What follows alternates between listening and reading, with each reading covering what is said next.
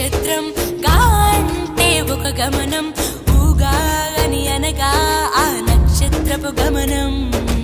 ఊగాది అనగా నక్షత్ర గమనాన్ని లెక్క కట్టడం ప్రారంభించిన రోజు అని అర్థం. తెలుగు జాతికిది శ్రీకారం, ఇదే కొత్త మన సంవత్సరం. ఉగాది సృష్టికి